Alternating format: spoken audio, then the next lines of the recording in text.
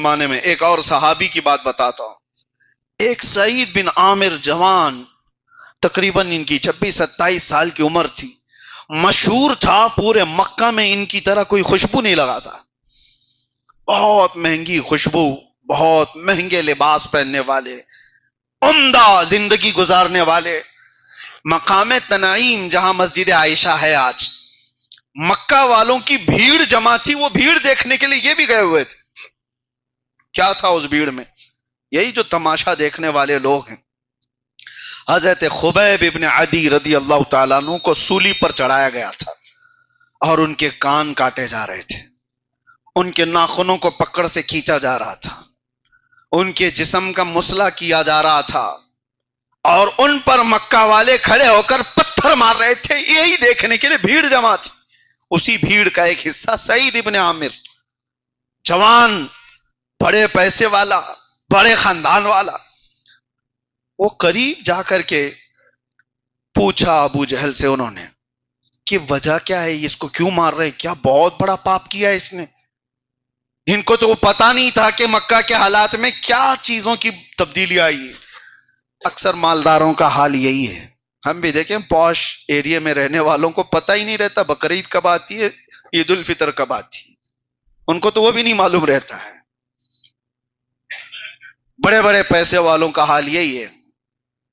تو یہ سعید ابن عامر پوچھنے لگے کہ کیا بات ہے، کیا پاپ کیا اس نے، کیا بہت بڑا کوئی بڑے گھر کا ڈاکہ مارا ہے، چوری کیا ہوا ہے بہت بڑا؟ ابو جہل نے کہا ہنس کر کے، نہیں، یہ صحابی ہو گیا، دین چھوڑا ہوا آدمی ہے، محمد صلی اللہ تعالی علیہ وسلم کے دین پر یہ آ گیا ہے. تو سعید ابن عامر نے پوچھا وہ کیسا دین ہے کہ جس کی وجہ سے یہ مان نہیں رہا ہے اور آپ سب مار رہے ہیں، اس کو سب مار رہے ہیں؟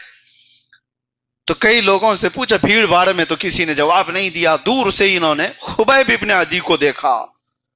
خبیب ابن عدی وہ ہے جو سینکڑوں کی بھیڑ میں اکیلے کھمبے سے بندھے ہوئے ہیں، جن کے جسم کو کاٹا جا رہا ہے. سعید ابن عامر کہتے ہیں اس پوری بھیڑ میں سب بھگدڑ میں تھے، جلد بازی میں تھے.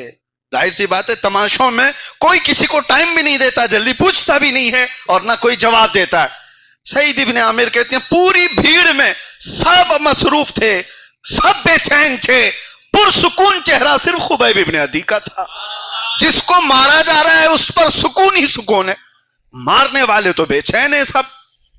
یہ سعید ابن عامر کہتے ہیں یہ کس لیے مار کھا رہا ہے؟ اور اس کے بعد غور سے ان کی طرف دیکھے تو ان کی نظریں ان کی نظروں سے ملی، خبیب ابن عدی کی، اور پھر مسکراتے ہوئے دیکھا کہ وہ شہید ہو گئے. جیسے ہی ان کے عربی کے کچھ شعر ہیں حضرت خبیب ابن عدی کے، جو اپنے شہادت سے پہلے انہوں نے کچھ شعر کہے تھے، وہ سعید ابن عامر نے سنے تھے، اور اسی بات سے ان کے دل میں، یہ تماشا دیکھنے کے لیے گئے ہوئے تھے لیکن اس نے ان کو بدل دیا.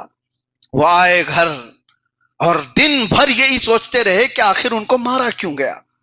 رات کو سوئے تو خواب میں خبیب ابن عدی کو بھی دیکھا، اور پھر اپنے ہی من میں پوچھنے لگے کہ ایسا کیا تھا جس کی وجہ سے اتنی سخت سزا دی گئی. خبیب ابن عدی نے کہا جس کو اقبال یوں کہتا ہے، دو عالم سے کرتی ہے بیگانہ دل کو، عجب چیز ہے لذت آشنائی. دنیا کیا کہہ رہی ہے اس سے بے فکر ہو جاتا ہے.